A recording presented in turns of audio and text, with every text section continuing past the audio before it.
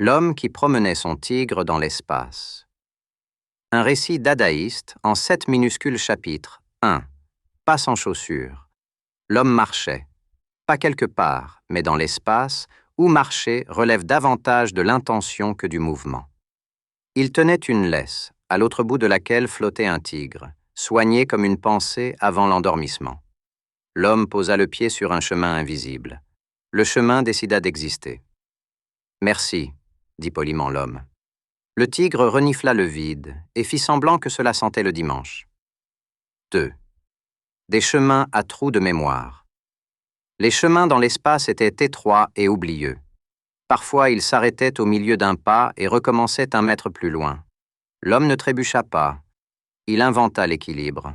« Ces chemins sont comme des phrases sans point final, » remarqua-t-il. Le tigre tira légèrement sur la laisse. « Alors continue de marcher jusqu'à ce qu'il soit satisfait. » 3. Des trouvailles, avec du goût.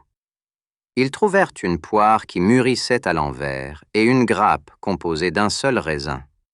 L'homme goûta prudemment. La poire avait le goût de l'enfance, le raisin celui du présent. Le tigre mâchait avec gravité. « Les fruits sont des souvenirs avec une peau, » constata-t-il.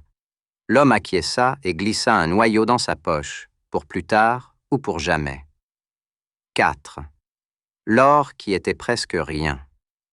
Au bord d'un chemin reposait de l'or. Pas beaucoup. Plutôt une promesse sous forme métallique, si petit qu'il s'excusait presque d'exister. L'homme le ramassa. « On ne peut pas s'acheter un palais avec ça, » dit-il.